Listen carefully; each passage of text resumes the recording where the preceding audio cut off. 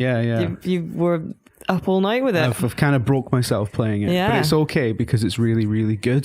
That's a good sign, isn't it? When you're playing something until the small hours in the morning. Yeah, and you kind of realise that I've got to get up and do work and stuff. But it's one of those ones. It's it's great. It's more Witcher 3, obviously. Yeah. There are things that are subtly different, and then there are things that are substantially different. When compared to the base game. I'm going to talk about those now. Well, there you go. Well, as I understand it, it's like a kind of, he's in his retirement. Yeah, that's Geralt, almost. Almost, yeah. It's sort of what they're going for. I mean, I don't think... There's actually like there's conversations in the game with another character where Geralt is actually asked, do you even like being a Witcher? Yeah. And his answer is the player kind of chooses the gist of the answer. Yeah. But I mean, certainly the answer I chose to that was quite interesting in what he said, and he talked about how, there's things about it I like, there's, I like finding clues. I like tracking things. I like hitting things with a sword. As you do. Yeah. Kind of as his final adventure, it's kind of like an examination of him. That's one thing. There's a real kind of tonal shift. And I said this at the preview stage before, but that was the most striking thing about it is how tonally very different it is to the main game, because the main game is set in a very war-torn region, and it's just bleak and it's just shit and horrible.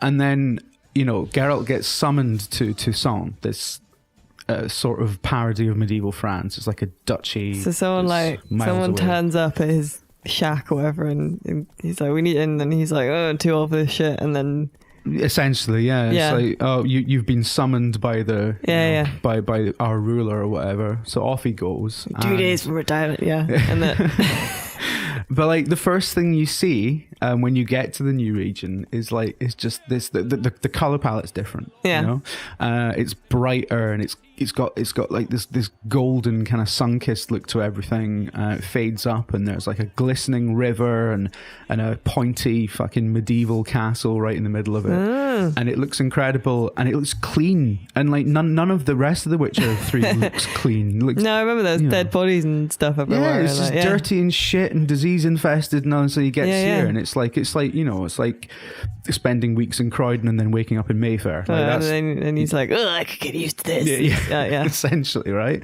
Because the concept of having a home is quite alien to a Witcher. I mean, they have a fortress, they've got a home, but they're nomadic, sort of mercenary monster killing people, and they just kind of they sleep outside, and or they nap for an hour right before a boss battle to get the health bar back up. Go. So what's the premise of the adventure that he's on then? What there's a lot of things that are going on in Blood and Wine, and if anyone who's played the kind of base game will know how dense it is. And give me the cliff notes. Like what's the jumping off point then? Why has he been summoned? Right, he's been summoned because somebody is going around killing knights, which is and they're very ritual killings. It's serial killings essentially. Oh, okay.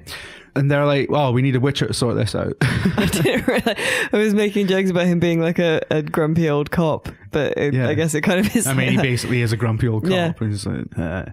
It's so far removed from the rest of the Witcher's world that a couple of murders can really send an aristocracy into a well panic. And, because we... Well, and he's like, where I come from, people die every day. Yeah, exactly. And they're like, oh, heavens to Betsy. Pretty much. Okay. It's like, what, you've had 2 murders? Fucking call me. You've got some real problems. But, so, and the thing about this society that have summoned him, they're all about chivalry, valor, honor, virtue. It's this sort of Disneyfied version of medieval knighthood. And it satirizes that. And it's so all this going on, and they speak with very flowery language, and they've got all these traditions, and somebody's blowing a fucking horn every 5 minutes, and Geralt's just kind of in the middle of it, just being like, you people are scum.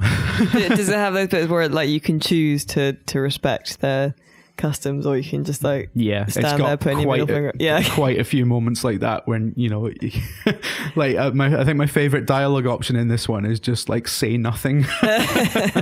There's a bit where he's asked to bow, for example, and he just says, he's just like, get to fuck. I'm not. But you can presumably choose to bow as well. I think in that, but you can, or you just don't do anything. But you said it's quite dense as well, so it's not just that. There's it's very dense. Yeah. I mean that's the one thing, and that's the most obvious thing. That's the first thing that comes through, is that this is a world that Geralt is not from, and thinks is ridiculous, but probably kind of likes it, right? And ends up like settling. He gets given a house. He's like, oh fine, I'll renovate it. Starts chucking money into it. There you go. Geralt gets right into the old I'll buy a new bed. And you think, fuck no, Geralt's got a bed now. That's because he usually just sleeps in the woods. So there's that, but then there's the main kind of story kind of goes down the route of vampirism and gets a lot nice. bleaker. So they're sexy ladies that you can tell they're evil because they're sexy. Yeah, basically. Okay. There's a couple of those. That's my favourite trope in video games. Yeah. I don't want to make it sound like it's tonally inconsistent, because they actually do a really good job of managing the kind of the bleak with the kind of jovial aspects of it, and they're very intertwined, and it's very black humor, a lot of it. Oh, nice. But yeah, the main story is it involves like old friends of Geralt and vampirism, and explores kind of the nature of vampirism and the nature of what people have to do to suppress the bad parts of themselves, I guess, and those kind of struggles, and that kind of feeds into Geralt's own struggles with what he does and who he is, right? So it's really, really clever, and I really love the way they've gone for telling stories that actually they're ostensibly about vampires or this fucking ridiculous aristocracy or whatever, but it all seems to kind of look back to, well, this is actually an examination of Geralt. This is like, well we know what he is, but we don't necessarily know who he is, right? But if like you don't necessarily need all that introspection of man and all that kind of shit, it's still fun, right? It's still fun, yeah, and it's still there's new monsters, there's new weapons and armor and all that kind of crap, and there's really fun side quests as well. Like there's one that involves taking part in a tournament where lots of really funny kind of jokey things happen, and it becomes a bit of like a carry-on film at one point.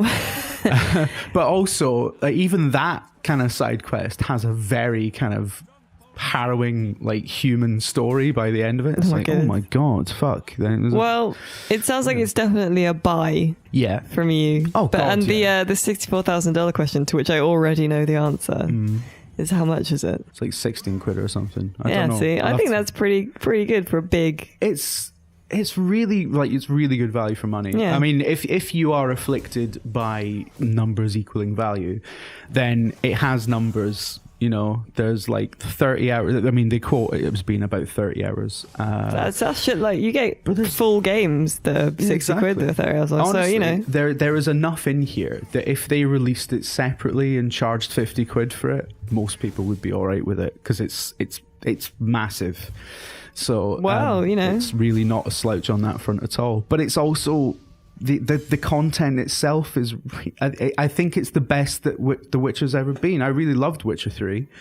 There's a real kind of confidence about it, and it's really witty, and in ways that it's kind of been before, but not quite so accomplished. So, well, there you go. It's like the perfect send off, basically. There you go. Let's wrap that up then. That's a pretty good end, I think. There you go. The Witcher 3.